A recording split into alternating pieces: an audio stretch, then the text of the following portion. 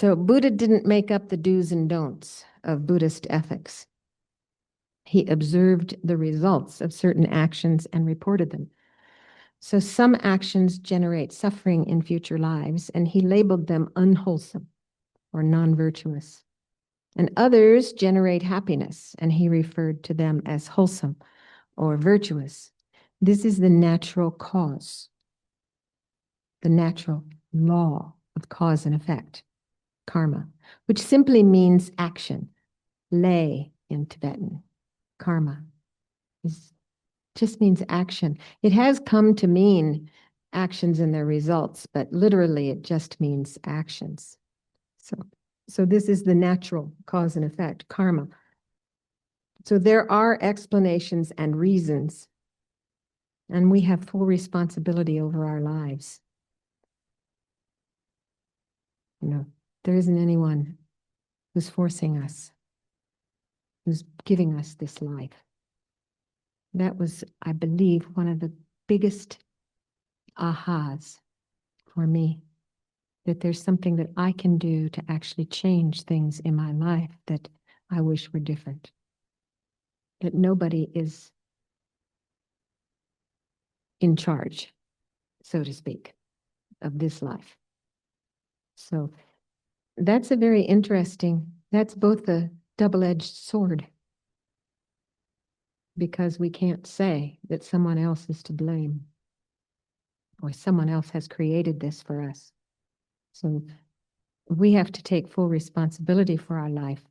And that means that everything we think, everything we say, and everything we do matters, because they all plant a seed on our mental continuum, which will ripen as a flower or a weed. And the hardest part for me about karma is it's not instant. You see, it doesn't necessarily even ripen in this life. As you might say, why do bad things happen to good people? You see, it's hard. Karma is a very deep subject, and it has been said that only one who is enlightened can really understand all the causes and conditions around this karmic appearance. So everything is changeable, and there are no accidents, no mistakes. So how does karma work? The first, to understand the nature of mind and karma. This is the key to creating whatever future we want. So the first aspect is that karma is certain. In other words, positive actions produce positive results in some form of happiness, either now or in the future, and conversely. So there's no effect without a cause.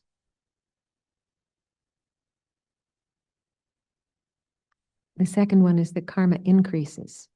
So in other words, if you do an action, then the result of it keeps increasing. You do a good action, oh, it just keeps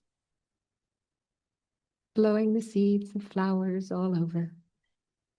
You do a negative action and it gets bigger. You do a small negative action and it grows, which is why actually recognizing mistakes and then purifying those mistakes is a useful way to live your life, to recognize, oh, that was a mistake. I want to purify that by recognizing and by applying some remedy. And I'll just mention that at Vajrapani, at the end of every year, we have a purification retreat. It's like four days. It's a Vajrasattva practice. It's not your traditional Vajrasattva practice, but at any rate, it is that practice at Vajrapani for 4 days. So if you have the wherewithal and the inclination, come to Vajrapani. We have a party on New Year's Eve, and our director or head of the board, chair of the board, is a musician, and he brings his guitar, and we have a New Year's Eve party where we sing, and it's a lot of fun. We sing Don't know much about emptiness. I know I'm supposed to be identityless. And then it goes on. Things like that. Anyway, it's nice. And then we have a fire puja a fire offering on New Year's morning and burn up everything we can think of that we would like to be finished with.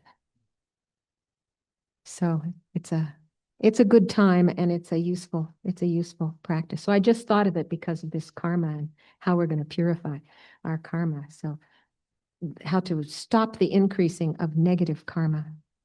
And the third is that actions not done don't produce results. So, this is interesting because you might wonder about people who work really hard, 2, 3 jobs, and they never get any wealth, never get ahead. And somebody who works not a lick has plenty. So I look at that. So if we didn't create the cause, this is why karma is so difficult, to create the cause of wealth. The cause of wealth is generosity. So through the power of giving, then you're creating wealth. I think beauty comes from patience. I don't have the list of all of them, but you can research that, cause and effect, and what happens. So we have to create the cause. So a plane goes down and one person does not die. They hadn't created the cause to die at that time in that way, at that point. So it is curious. It's curious. So Master Shantideva says, and this is a complicated sentence, a cause of something is that thing which, when it's absent, its effect can't happen. And when it is present, the effect must happen. So in other words, if we don't create the cause, we don't get the result. If we do create the cause, which is the next one, actions are not wasted. So if we create the cause, we will experience the result unless we purify that negative action. For instance, we might tell a lie and we might get away with it. And we think, oh, I lied to my friend and, there wasn't, I didn't really, and we don't do anything about that, but we know we lied. And then it becomes easier to lie. That's why it expands, I think, because we keep doing the thing that we don't have any repercussion for because karma doesn't necessarily ripen in the moment, but it will over time. And if you lie, eventually, no one will believe you, even when you're telling the truth. Your words lose power. So it's these kinds of results that we need to embrace to really understand. So actions will ripen in the future when the right circumstances appear and meet with the right cause. So like I said, it's a very complicated process and it's deep and it has a lot more. It's a whole topic in and of itself, which I'm not going to go into in the moment. But also these books on the stages of the path give vast information about it. So,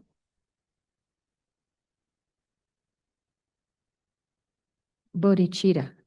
This is the awakened mind. Bodhi literally means awakened mind. So conventional bodhicitta, this is a mind that is wishing to reach enlightenment in order to liberate all beings. And ultimate bodhicitta is actually even the emptiness of that mind. It is the, yes, ultimate emptiness. Clear light mind.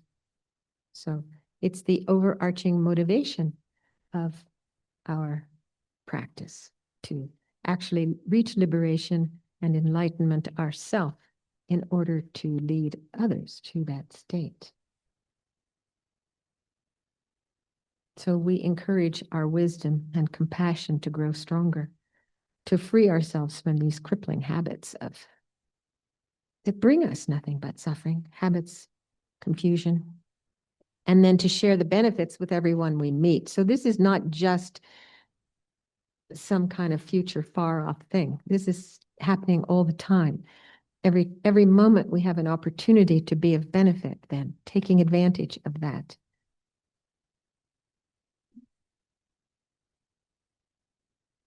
So why is it important to develop this mind of bodhicitta? I say, that Buddhas actually come from love. So let's look at these definitions. Love is wishing others to be happy. Compassion is wishing others to be free from suffering. The supreme intention, when we have love, we feel compassionate towards others. We don't want them to suffer. And then we develop this supreme intention to free them all. But we realize that just having a wish isn't enough. I've got to go reach enlightenment. And one who wishes to reach enlightenment to free all beings is a bodhisattva, an enlightenment warrior. So one who is a bodhisattva who aspires to enlightenment then is this, I think I said it, enlightenment warrior. What did I say? What did it say in the hymn? Yes, it's wishing to free all beings. And then when we see enlightenment, which is Janchup, which is purified and perfected, that would be to reach that enlightenment. So literally, it means enlightenment mind, bodhicitta. And Lama Yeshe said, bodhicitta is simply a healthy mind. As Buddhists, our goal is to become enlightened. And without bodhicitta, Buddhahood isn't possible because Buddhas are born from bodhisattvas, beings who have the heart of bodhicitta. So I think sometimes spiritual practice can feel daunting and enlightenment is like far away. But when we have a modicum of bodhicitta, then this serves as a great motivator and it gives us courage because we're not in this boat alone, rowing together. So we really long to reach the other shore. When we're completely free of afflictions, then we can help others do likewise. And we just can't bear to see the suffering that we see in the world. So somehow, I think I probably would have given up long ago if it wasn't thinking that I'm doing this beyond my own wish for happiness. If I was just doing it for myself, I think maybe the beach is a good alternative. Don't know.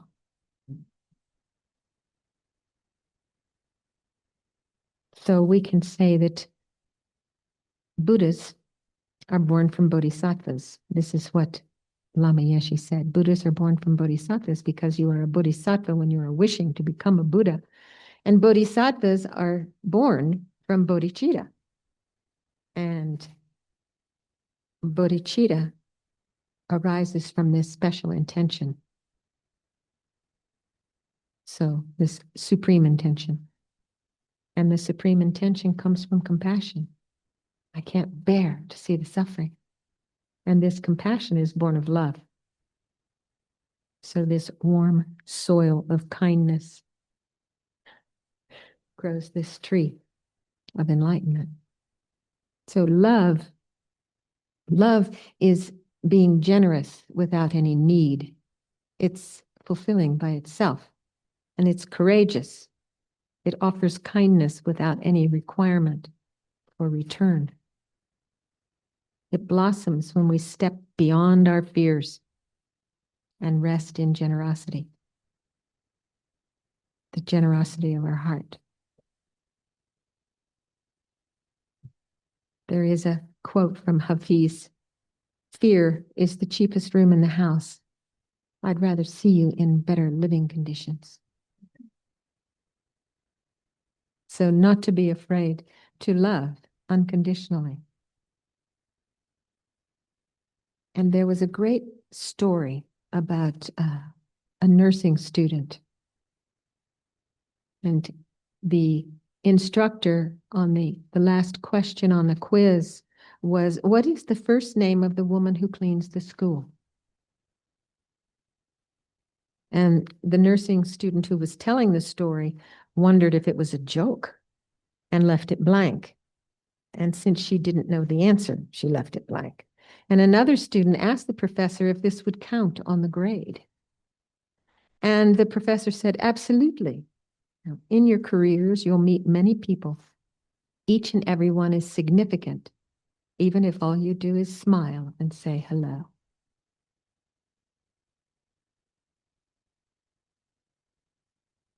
And Lord Buddha said that the greatest protection of all in the world is loving kindness. His Holiness says that too. The greatest thing you can do is cultivate warm-heartedness. So in the end, when we're dying, the important question is, did I live fully? Did I live well? And did I love well? Yes, then time is too precious not to love. So we must be sure to include ourselves in that love. Oh, that's so important. If I never said anything else, that's one of the most important things, is to include yourself in this process of love. If there's no love for oneself, the well runs dry and there's no love to give.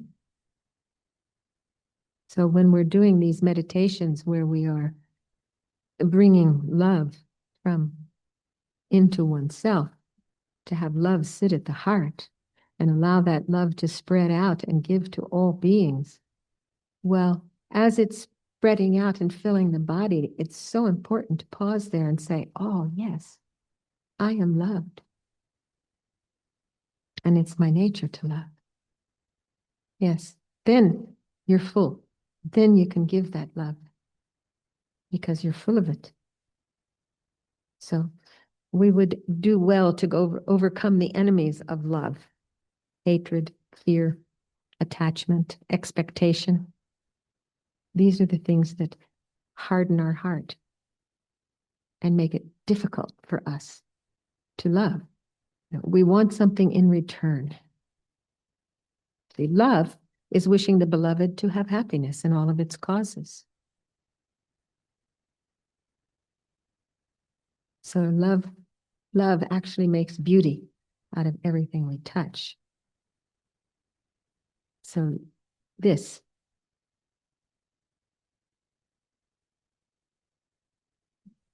is the Bodhisattva's game. You see, sitting on the bench are the 6 root delusions. To delude is to mislead, to misjudge, or to deceive. And to deceive is to cause to believe in an untruth. So these root delusions deceive us. So we purify attachment, hatred, ignorance, pride,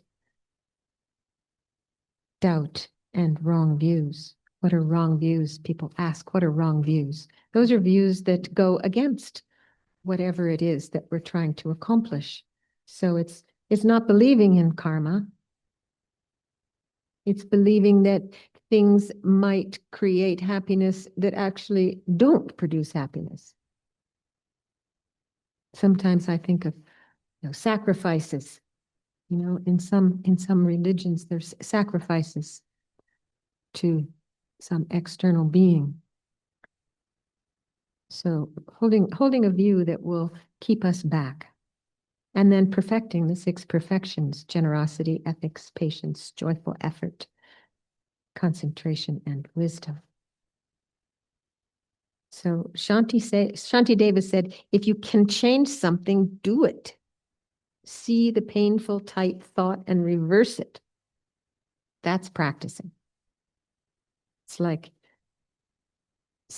you're late for work and the light turns red. So we could be irritated. Or we could say, oh, wow, a chance to pause. And I can send all my patience to all these people around me who are feeling irritated. So turning a situation where one of the root delusions is showing up and turning it into something else. So do a little tone len when you're sitting, feeling a bit slightly irritated at the red light. I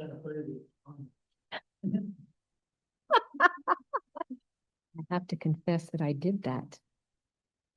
Well, I did that because I didn't understand what was really going on with these lights. I was in the left-hand turn lane right there on Zia,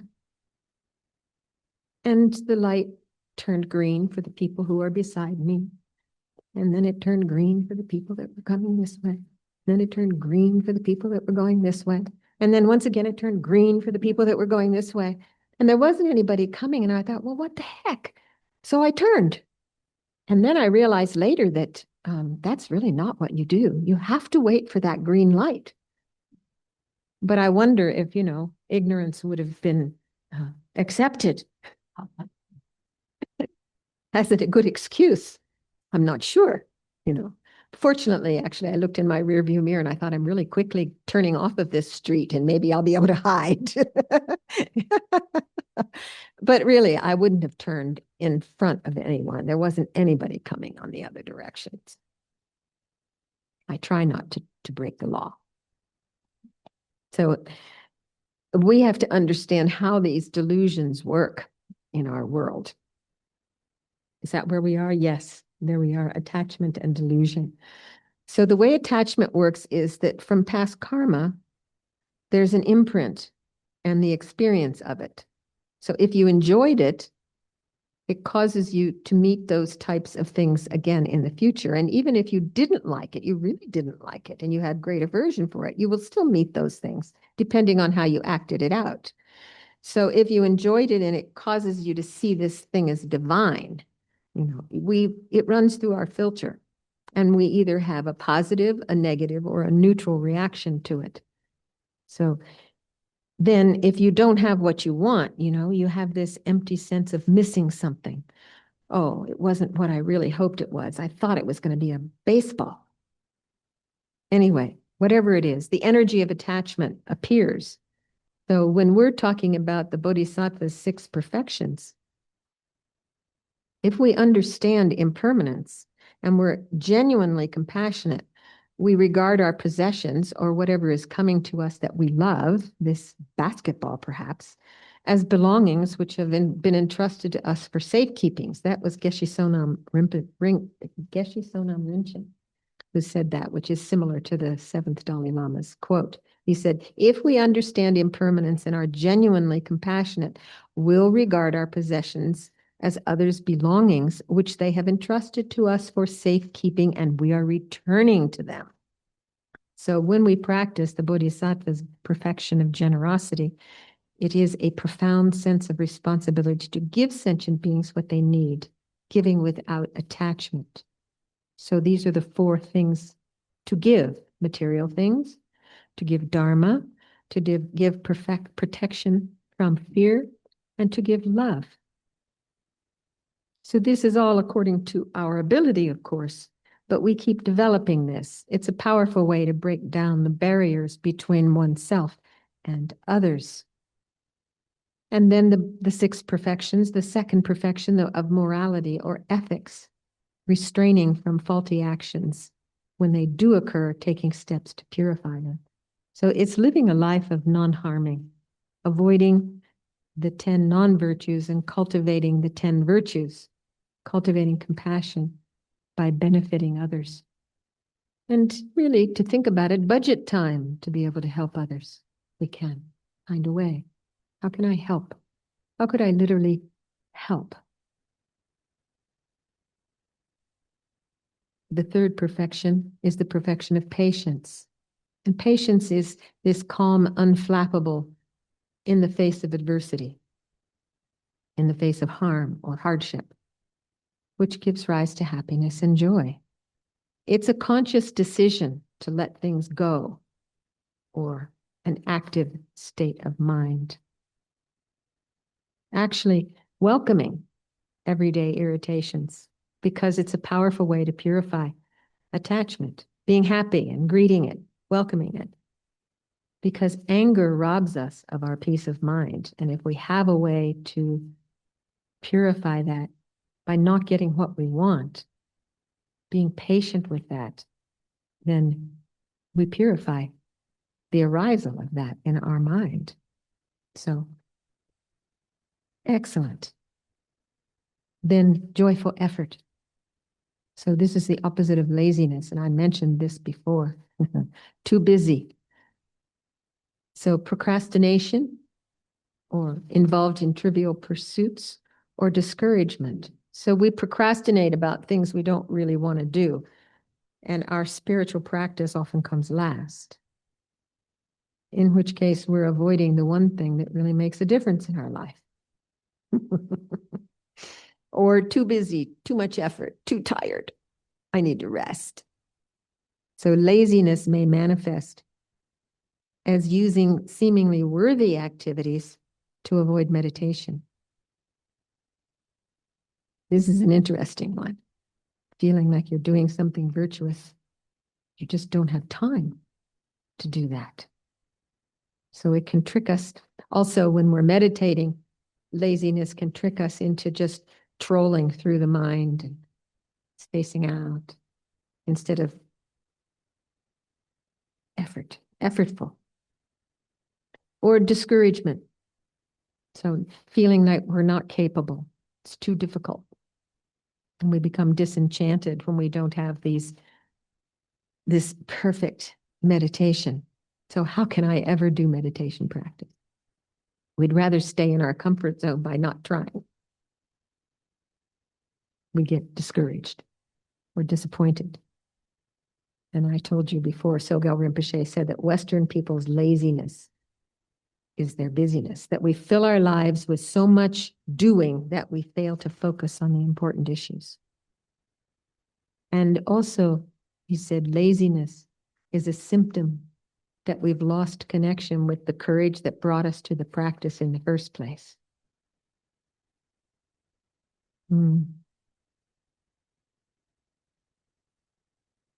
And concentration, developing a stable mind, able to remain on its object without distraction, using mindfulness, introspection, and enthusiasm. So a concentrated mind is like still water, absolutely still. And the fish can move through it without making ripples. And with this mind, we are able to very quickly cut through ignorance. And sharpening this mind leads to wisdom, the sixth perfection, special insight, understanding how reality exists, seeing how our mind perceives self and phenomena as reality itself, which they are not. Seeing how we fabricate our experience of the world. And when we have an insight, it's like, aha, I get it. So on our spiritual trajectory, we take a realistic look at our life. We recognize our good fortune. We understand its changeable nature, that it's impermanent. So we're looking to have positive future rebirths. We look at the actions that we do and their possible results and the suffering consequences that can ensue, and we seek complete liberation. And we recognize that all beings are in the same boat, and we seek enlightenment.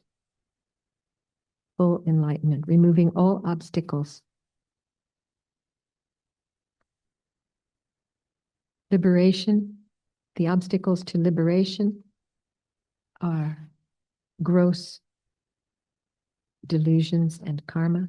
The obstacles to enlightenment are the subtle holding of self and phenomena as truly existent. So that's our job. That's our practice. And this, as we're practicing, we recognize the momentary continuity of consciousness, and we understand its changeable nature, We develop concentration and mindfulness practicing meditation. And we grow the positive, developing our wisdom and our compassion, our bodhicitta. We eliminate the negative, karma and delusions. Then we recognize the fundamental mind of clear light, vast, luminous, spacious, non-abiding, with an energy of compassion. And through familiarity, we merge with this mind of clear light. And we become indistinguishable from it.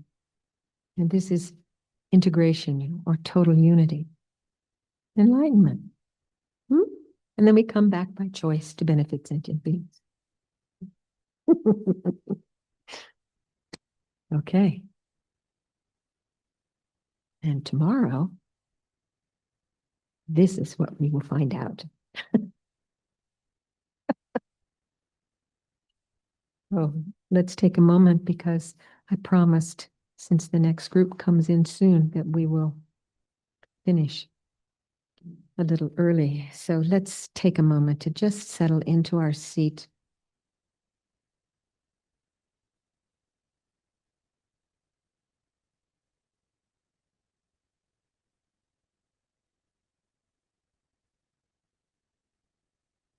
And think with gratitude for having spent this day together with like-minded friends,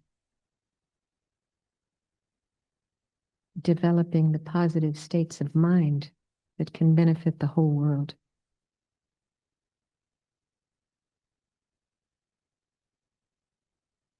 Say, by virtue of this practice, may I and all beings have happiness and its causes. May we be free of suffering and its causes. May we never be separated from the happiness that is without suffering. And may we each and every one abide in a state of equanimity, free from the bias of attachment, hatred, and ignorance. And through the power of actualizing the path, may we lead all beings there.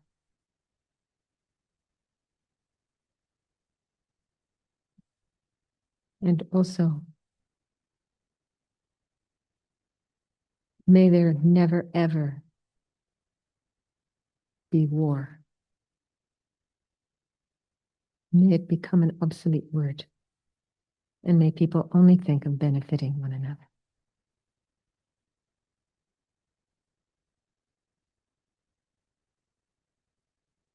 Okay. Does anyone have one question before we have 3 minutes? And then we're gone. Tony. This is my opinion, this is the best presentation I've seen from this time. If it's light, it has space, it's like seeing the force, there's nothing but true imagination. We like appeal to physics people. They're gonna put me in the movies. I did.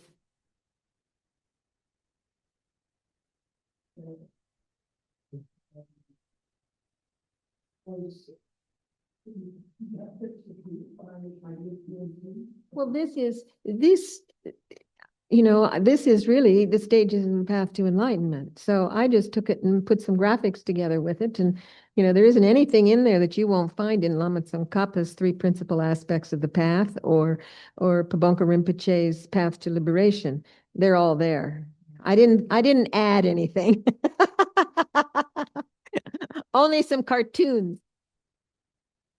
Please. Yes. Yeah, EJ. Yeah. Yeah. Yeah. Well, some of the cartoons are from the internet and some of them I drew. You see, when I was in 3-year retreat, I had, I was immersed in the practice of Dharma, in the study of Dharma. And so when some of these actually, maybe actually not all of these. Some I wrote haiku in 3-year retreat. I wrote haiku and then I illustrated it and I made a little book for my partner on his birthday. So some of these come from the illustrations that I did as a result of that. But anyway, it just came through the imagination. The pictures came through imagination, and I was thinking about it. Okay, and you'll see more tomorrow, but it's a lot of it is cartoons what does it look like when you're angry? So, or hiding behind the rock, and samsara, there's no place to hide. So I was looking for these kinds of things that tickle my own fancy.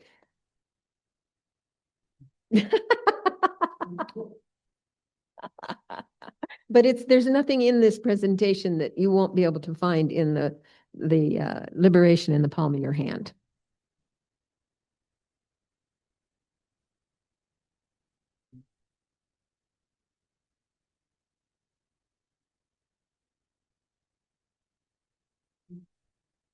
You don't have to, I have to give Hans and Marina. I have to give Hans and Marina, who created Buddhist mind science over a period of 3 years, the way they created that course, which had meditation within each section throughout the course. I said, that's where we make a difference. Not just this, and this, but to pause and now think about it. So that's, for me, that's what works. So that's why. So that's all. So now we have to let the new group come in and do their thing. Thank you all very much for coming. And tomorrow, won't it be fun to see how we wallow in samsara? 10 to 3:30. Yes. Thank you all. Thank you all.